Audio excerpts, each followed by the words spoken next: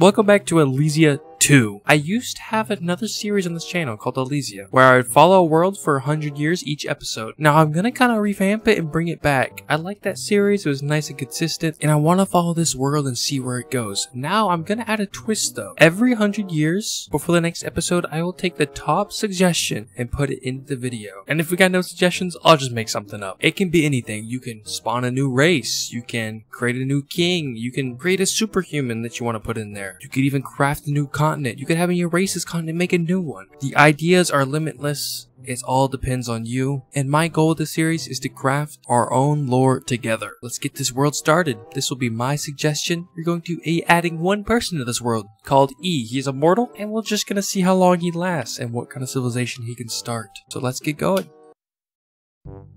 E has immediately declared a new kingdom, the only population being him. It is called the Worldbox of Sun. Now, funny thing about Worldbox civilians is they can reproduce asexually. They just split and make a new person. So eventually, just for one person, this world will become populated with thousands of humans. In the second year of his life, E has created fire. He's created a home, and most importantly, he's created a son named Hawovi. So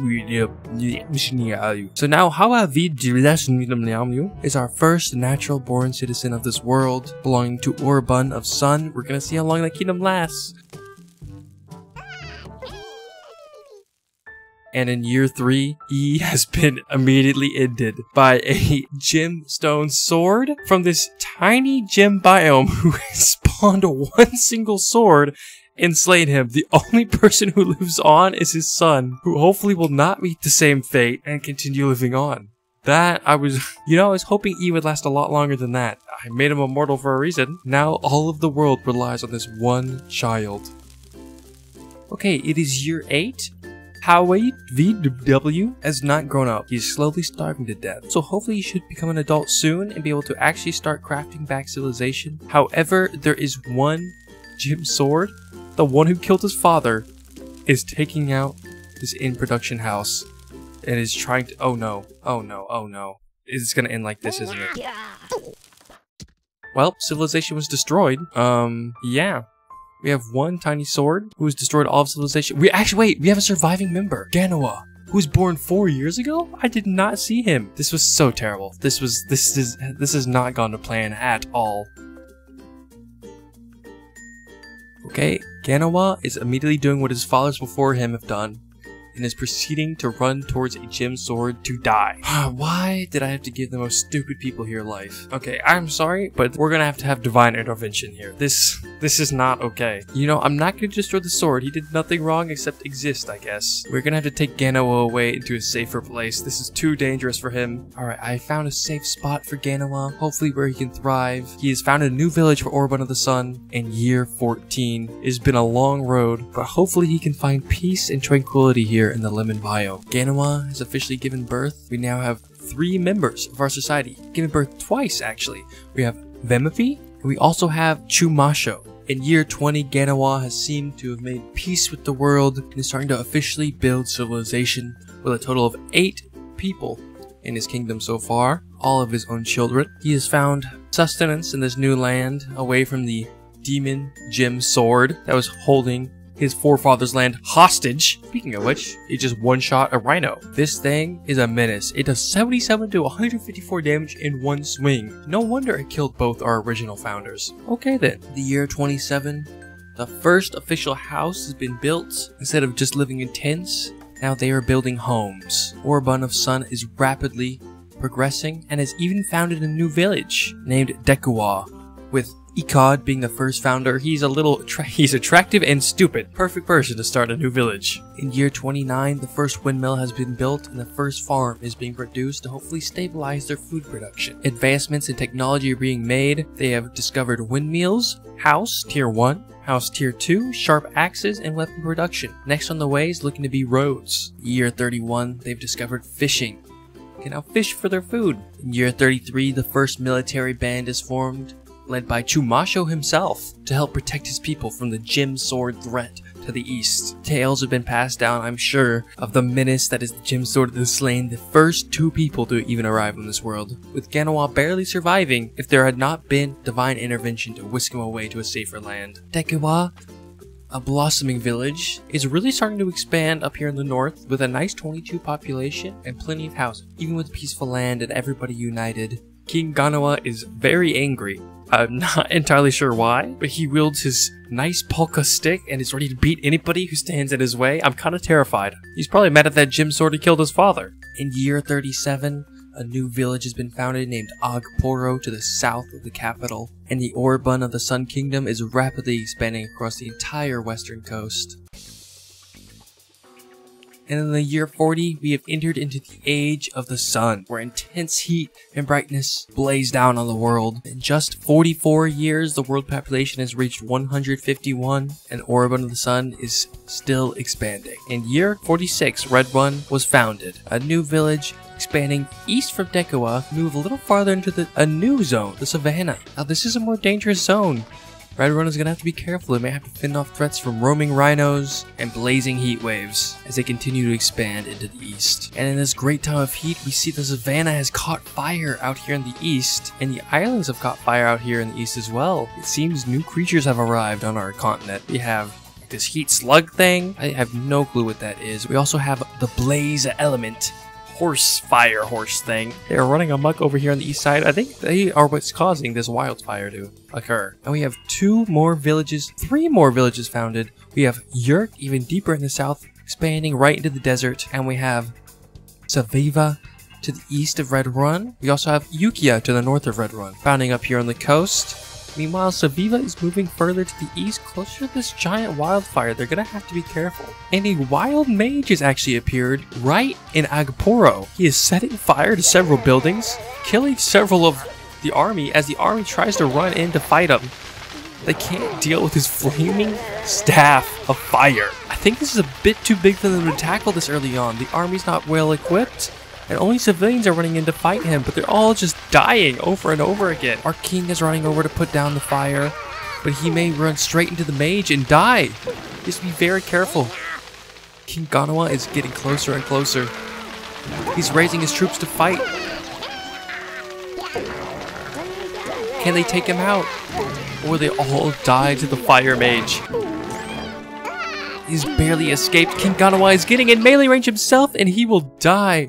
King Genoa was slain by Fur Ushudurus, the Fire Mage. Now without a leader, they will have to elect a new king, and will have to lead the people against this evil Fire Mage who's taking out like an entire city. Our new king has been founded named King Gipo. He is far away from the Fire Mage, and he is a pacifist. He hopes to keep expanding and bringing forth an era of peace. But how can he do that when all of his villages are burning to the ground due to one Fire Mage?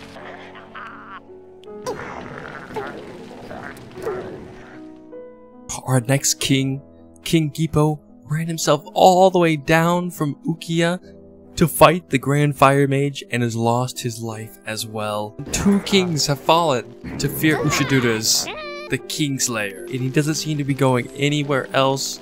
Our next king, King Amen, has been elected, and let's see if he can deal with the Fire Mage. It is a year 60, and already a rebellion is brewing, possibly due to the ongoing threat of the Fire Mage to the south, and the lack of response from the kings. They just keep getting murdered. No one has been able to defeat them. Agporo is being ravaged in year 61 as the Fire Mage moves even farther south, but also as a new kingdom has been founded. The Anuk to the north of Orban of Sun, the first village to be founded, has decided to go their own way and declare independence. Ekod has declared themselves king of the Anuk, and they are on their way to fight for their independence. But what can Nito do as their entire army is being decimated by a Fire Mage to the south? We see a small skirmish to the east with Red Run and Dekiwa fighting it out.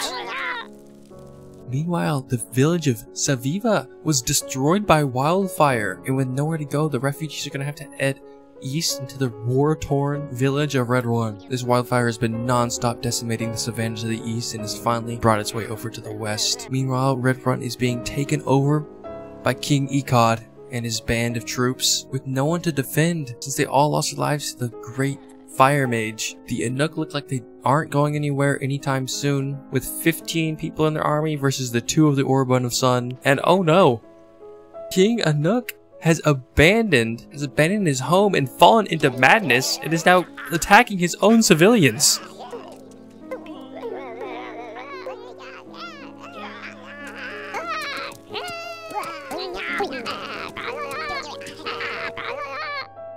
King Ikot has managed to take out 1 people before he has succumbed to his madness and had to be put down. And now Atuseb is the new king of the Inuk. With a tendency for pacifism, hopefully he will bring peace between the Inuk and Orban of Sun.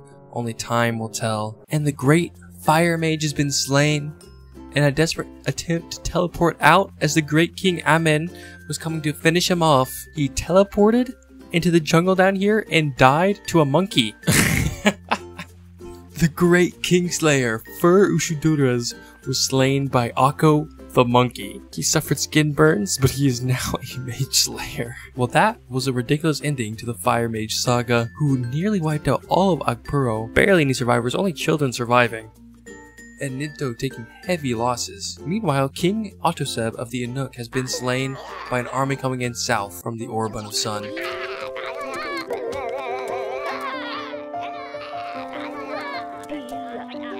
A new king has been elected named Koror, and with all hope of peace gone, this war is going to continue to rage on.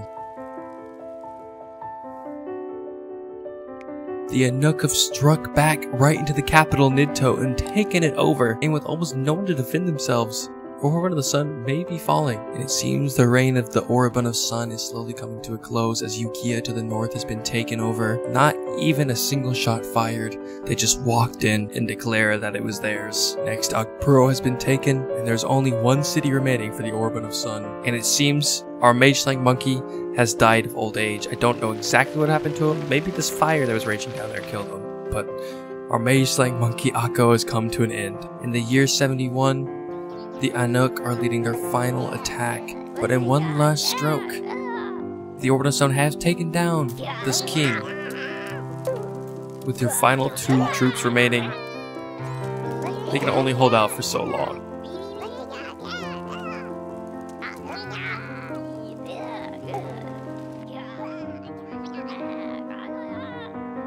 And just like that, the Orban of Sun was destroyed, and the Inuk take charge of this massive kingdom to the west. This tiny rebellion managed to take out the entire Orban of the Sun and flip it on its head, not without losing all their kings in the process. An entirely new regime has been founded.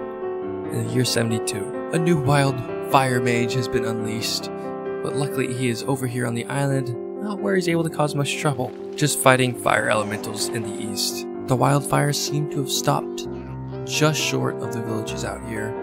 They seem to be safe for now, but if you find yourself lost in the wildfires, you will have to face off against the fire denizens who are massacring people out here who decide to explore. Founding where their forefathers could not, in this little pocket in the mountain next to the great beast Rebrek. The great Jim's sword is going to be a direct threat here to the people if they come too close. Anyone who dares approach him will instantly die. I don't know how long Prince Ansem is going to be able to last unless they bring the whole army. The main issue is, they have not invented bows to attack him from range, and if you get in melee range, you will die. Maybe if they send enough people at him, they may be able to slay him. But it's gonna... Oh! Wow, they did it. Okay, you know, that wasn't as bad as I thought it would be. Rebrek, the original Slayer, has been destroyed, freeing up all this space for civilization to expand. It only took 78 years, and in the year 80, ending the Age of Fire and Devastation, the Age of Hope has come again to bring hope back to our civilians after a bloody civil war and wildfires roaming the land. Hopefully things should calm down here and allow people to expand once again. We have 3 new villages who have been founded. We have Harutu even deeper in the south, marching farther into the desert. We have Epoise, which has been founded on top of the gem spawn, where the original gem sword, Rebrek, was born. And we also have ELYSIA being founded up here in the north as the wildfires have died down, leaving hundreds of little fire creatures here. There's going to be a battle to their expansion. I doubt it. Yep, ELYSIA has died immediately.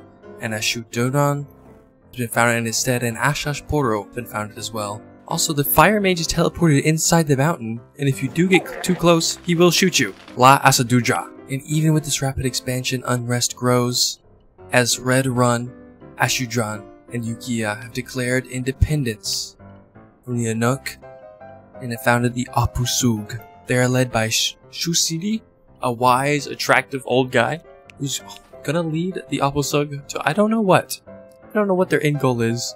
Just couldn't handle being with the Anuk any longer. And they've been thrust immediately into warfare as they duke it out. On the borders of Red Run, we will see who comes out on top. The rebellion's king has been slain. They still stand strong as they're holding off the Anuk forces. The fires are burning down the farms as they continue to fight on in year 87. Even losing plenty of troops, Red Run was officially taken by the Anuk, striking a devastating blow to the rebellion in Red Run. They're going to be looking to end it by taking out Yukia and Ashudran as well. Yukia has just been taken over in the year 88, and all that remains of the rebellion is Ashudran, which will be rapidly taken over with only 4 population left. Surprisingly, holding out for another few years, in the year 93, Ashudran has finally been taken. In the rebellion, the freedom of Apusag been ended, and Anuk still reigns supreme, taking over half of this continent and ruling with an iron fist. But even still, rebellion still brews, as another plot is being found to break free from the iron grip of the Anuk. A massive rebellion in the south has started, with the Holy Inn taking charge with 4 villages to try and free themselves from the iron grip of the Anuk. They've immediately done a surprise attack and struck and took over Bagursk to the east, which is being immediately taken back by the Anuk. They probably took it over for not even half a year, not even 2 months. We're seeing a huge battle here in the passages to Bagursk.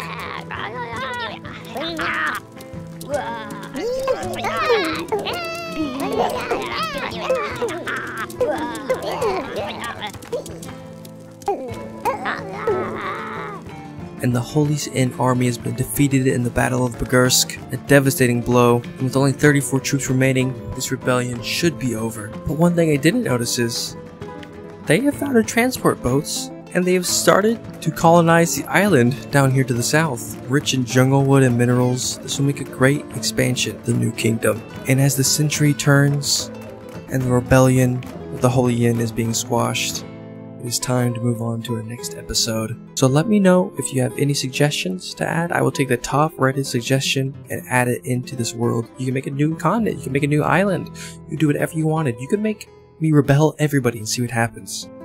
You can even nuke a city. You can do whatever you want, and I will try my best to make it happen. Well, of course, having the world survive. It'd be a little boring with nobody in it. Thanks if you watched this far, and I will see you next time. Peace.